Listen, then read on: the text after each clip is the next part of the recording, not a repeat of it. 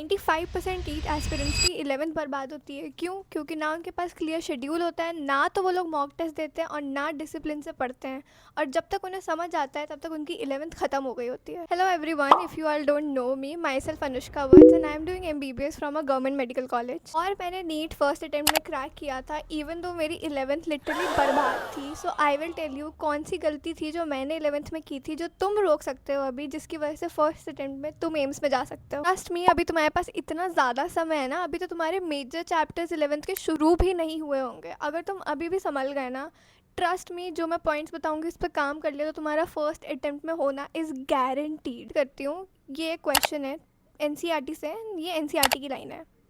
Now tell me कि जब तुम ये सॉल्व करने लगे तो तुम्हारा माइंड रिकॉल करने लगा ना वो चीज़, that is called active learning, जो तुम लोग नहीं करते हो। स्पेशली 11th के बच्चे जब NCERT पढ़ते हो, तुम लोग बायो के, तुम लोग क्या करते हो, आंख बंद करके पढ़ने लगते हो NCERT, and that is the problem. और मैं इन सब का सोल्यूशन बताऊंगी एट द एंड, और मेरे पास तुम्हारे लिए एक चैलेंज भी है at the end, so stay tuned. Main चीज़ क्या है सिलेक्शन के लिए? 11th के बच्चों को लगता है कि अगर उन्होंने नीट के पहले अपना सिलेबस कंप्लीट कर लिया तो that is enough for selection. No, biggest mistake. क्योंकि तुम अब अकेले नीट के पेपर में नहीं बैठोगे, तुम्हारे साथ वो ड्रॉपर बच्चा भी होगा जिसने 2 साल ड्रॉप लिया, 3 साल ड्रॉप लिया है। वो कितनी बार रिवाइज करके बैठा है, जस्ट थिंक। तो सिलेक्शन के लिए सिर्फ सिलेबस कंप्लीट करना इज़ नॉट इनफ। इनफ होता है जब तुम 2-3 बार उस चीज़ को रिवाइज कर लेते हो, जब तुम्हारे दिमाग में वो सेट हो जाता है, दैट इज़ व्हेन जब तुम्हारा सिलेक्शन होता है। इस कर लेते हो जब तुम्हारे दिमाग में वो सेट हो जाता है, दैट इज़ व्हेन जब तुम्हारा सिलेक्शन होता है। Start with the overview. तो मैं सबसे पहले NCERT को लेकर बात करूँगी। तो तुम्हें किस किस सब्जेक्ट में NCERT पढ़नी है? पहली बात तो बायो मैंडेटरी, वो भी मैं बताऊंगी कैसे पढ़नी है, ये नहीं कि सिर्फ ऊपरी ऊपरी पढ़ लिया। जब मैं बायो की बात करूँगी तो मैं पूरी इन डेप्थ बताऊंगी कि कैसे NCERT पढ़नी है। ओके, देन तुम्हें इनऑर्गेनिक केमिस्ट्री के लिए पढ़नी है, तुम्हारी एंड में आएगी इनऑर्गेनिक, एंड उसके लिए मेन होती है NCERT, क्योंकि वो NCERT से ही क्वेश्चन डालते हैं। ऑर्गेनिक पढ़नी है NCERT से क्योंकि उससे तुम्हारे कॉन्सेप्ट्स बिल्ड होंगे। अब मैं तुम्हें ये नहीं कहूँगी कि फ़िज़िक्स की NCERT पढ़नी है, पूरी पढ़नी है, रुक जाओ, तुम्हें 12th में जाके फिर भी पढ़नी पड़ेगी। 11th की NCERT से वो इतने थ्योरेटिकल क्वेश्चन यूजुअली नहीं बनाते हैं। सबसे पहले बात करते हैं सारे नीट एस्पिरेंट्स का favourite subject, that is biology. तो मैं तुम्हें बताती हूँ कि बायोलॉजी में पढ़ते कैसे हैं। सबसे पहले तुमने लेक्चर लिया, ऑफलाइन कोचिंग से लिया या ऑनलाइन लिया, तुमने लेक्चर लिया। उसके बाद या तो तुम NCERT में अंडरलाइन करो, जो भी नई एक्स्ट्रा नॉलेज है या जो भी है उसको ऐड ऑन करो स्टिकी नोट्स के थ्रू, या फिर तुम अलग से बायो के लिए नोट्स बनाओ। यार मैंने तो बायो के लिए नोट्स बनाए हैं, आई वुड पर्सनली से कि नोट्स बनाओ, अच्छे रहते हैं। बट कोई नहीं, कुछ कुछ बच्चों को आदत रहती है वो NCERT में ऐड अप कर लेते हैं, बोथ वर्क्स। उसके बाद तुम्हें वापस से वो पूरी NCERT पढ़नी ही है। अब अगर तुमने ये चैप्टर पढ़ रखा है तो ये क्वेश्चन देखो। नाउ टेल मी कि ये क्वेश्चन जब तुमने NCERT पढ़ी तो तुम्हें मिला कि नहीं मिला? अगर मिला है तो गुड, तुम सही तरीके से NCERT पढ़ रहे हो। बट अगर नहीं मिला है तो अभी समझ जाओ तुम गलत पढ़ रहे हो। क्योंकि बच्चे क्या करते हैं, चैप्टर का इंट्रोडक्शन स्किप कर देंगे, समरी स्किप कर देंगे, एंड ट्रस्ट मी, मैं तुम्हें एविडेंस दिखा दूंगी कि नीट वाले साइंटिस्ट पे क्वेश्चन देते हैं, इंट्रोडक्शन से क्वेश्चन देते हैं, समरी से क्वेश्चन दे देते हैं। That is why I recommend Memo NEET app, and trust me, मैंने खुद जाके इनके क्वेश्चंस देखे हैं, बायो के देखे, केमिस्ट्री के देखे, फिजिक्स के देखे, तभी मैं तुम्हें ये रिकमेंड कर रही हूँ। मेमो नीट से 97% क्वेश्चन मैच हुए थे इन नीट 2026 और 96% मैच हुए थे नीट 2025 में। It is not just about question practising, ये तुम्हारे रिविजन में भी बहुत हेल्प करेगा, बिकॉज जो क्वेश्चन तुम अभी प्रैक्टिस करोगे वो 24 आवर बाद न्यूरॉन सेट में सेव हो जाएगा और वो तुमसे 7 टाइम्स वो सेम क्वेश्चन पुट अप करेगा, अनलेस एंड अनटिल वो तुम्हारे दिमाग में ना छप जाए। जो मैंने क्वेश्चन पुट किए थे वो भी मैं श्राइड जी से लाई थी। They have more than 45,000 questions from exact NCERT line for you guys. और तुम्हें ये बात सोचना ही नहीं है कि तुम्हें क्या पढ़ना और कब पढ़ना है, ये तुम्हें 270 डेज का खुद से रोड मैप बना के देंगे, सो दैट तुम पूरे मोटिवेशन से और पूरे डिसिप्लिन से पढ़ सको। सो हैज़ योर चैलेंज, जिसके बारे में बता रही थी। Open Memo NEET app, go to line by line NCERT and solve just 15 questions.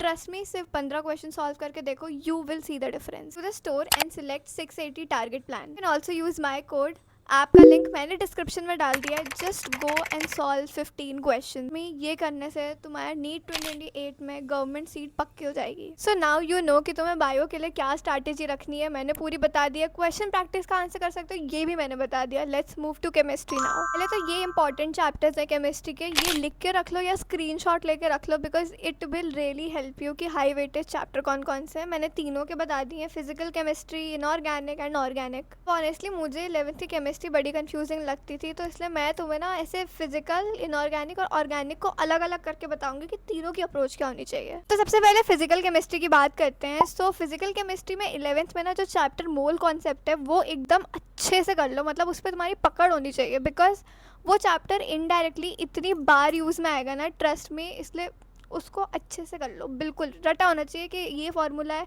अरे यार वो लोग लिटरली फार्मूला पूछ लेते हैं मोल कॉन्सेप्ट का घुमा फिला के, तो वो कर लो। और फिजिकल केमिस्ट्री में ना आजकल नीट वाले थ्योरी बेस्ड क्वेश्चन देने लग गए हैं, तो मैं तुम्हें बता दूंगी कि मेन कौन सा चैप्टर है फिजिकल केमिस्ट्री में जिससे वो थ्योरी के क्वेश्चन दे सकते हैं।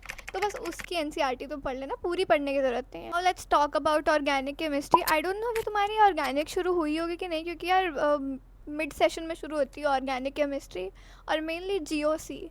तुम्हारी जितने अच्छे स्ट्रॉन्ग होगी ना कंसेप्ट 11th की जीओसी की, तभी तुम 12th की ऑर्गेनिक कर पाओगे, नहीं तो नहीं कर पाओगे। वो बेसिक्स हैं। मैं ये नहीं, अगर तुमने 11th की फिजिकल नहीं की ना, तुम फिर भी 12th की फिजिकल कर लोगे, बट अगर तुमने ऑर्गेनिक नहीं की 11th की, तो तुम 12th की ऑर्गेनिक नहीं समझ पाओगे।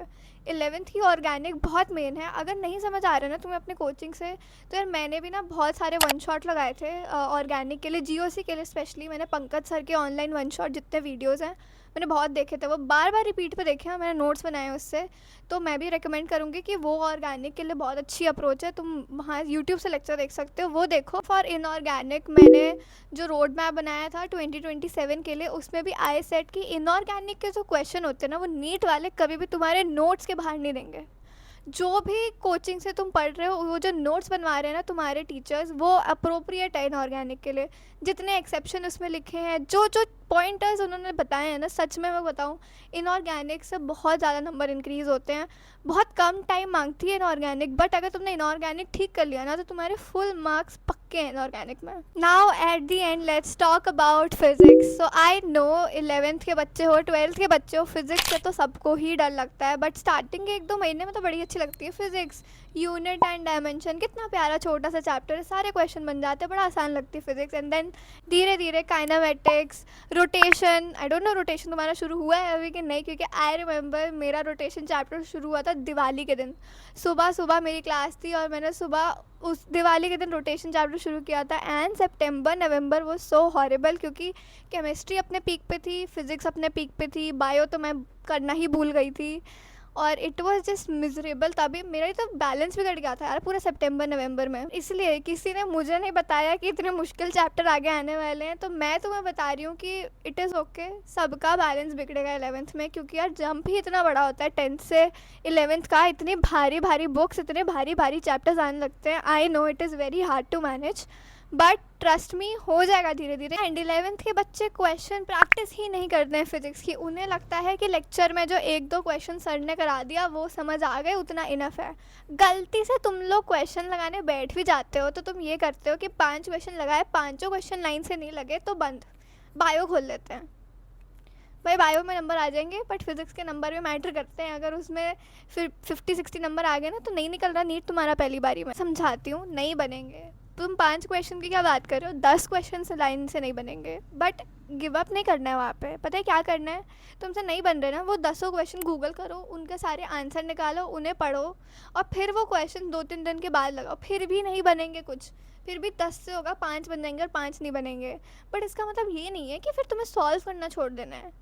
अगर वो छोड़ दिया ना, तो भाई भूल जाओ भाई, बिना फिजिक्स के नीट नहीं क्लियर कर सकते। तुम्हें जितना टाइम बायो को दे रहे हो उसके डबल टाइम तुम्हें फिजिक्स को देना ही पड़ेगा, चाहे जितनी गंदी लगती हो। क्वेश्चन नहीं बन रहे हैं, एनसीईआरटी के जो सॉल्व एग्जाम्पल होंगे जैसे ये, आओ पढ़ो, बस सिंपली पढ़ो, बस बैठ जाओ कि आज तो मुझे 3 घंटे फिजिक्स लगानी ही है, चाहे एक क्वेश्चन ना हिले तुमसे। एक सॉल्ड एग्जांपल देखो, समझो पहले चीज़ों को। अभी तुम्हारे पास टाइम है, बट अभी तुमने अगर छोड़ दिया ना तो तुम्हारी 12th भी कब बर्बाद चले जाएगी तुम्हें नहीं पता चलेगा। Everyone, that is it for road map of NEET 2028। मुझे पता चला कि मेरे बहुत सारी ऑडियंस में 11th के बच्चे, तुम लोग बहुत मैसेज कर रहे थे कि दीदी स्ट्रैटेजी बता दो, रोड मैप बता दो। Here it is. एंड या ये मेरे पीछे क्वेश्चन पेपर पड़े हैं, ये सारे मैंने 12th में लगाए थे। तो तुम सोचो मेरे पे 12th पे इतना ज़्यादा बर्डन था ना, मैं पागल हो गई थी 12th में, बिकॉज मैंने अपनी 11th बर्बाद कर दी थी। इमेजिन अगर तुमने अभी अपनी 11th सुधार ली, तुम अभी ऐसे मॉक टेस्ट देने लगे हो, तुमने 12th में इसके भी डबल दे दिए। इमेजिन कि तुम्हारा सिलेक्शन कैसे नहीं होगा। So at the end I just want कि मैंने तुम्हें जो जो पॉइंट्स बताए हैं, होपफुली तुम वो सारे फॉलो करो और अपनी 11th बचा लो। और कमेंट सेक्शन में ज़रूर लिख के जाना कि तुम सारे बच्चे फर्स्ट अटेम्प्ट में क्रैक करोगे नीट। तो तुम्हें और भी कुछ प्रॉब्लम हो, कुछ भी क्वेश्चन हो रिगार्डिंग नीट, या किसी से भी कुछ भी रिगार्डिंग क्वेश्चन हो, just write down in the comment section and I will try my best कि मैं सारे कमेंट्स का रिप्लाई करूँ।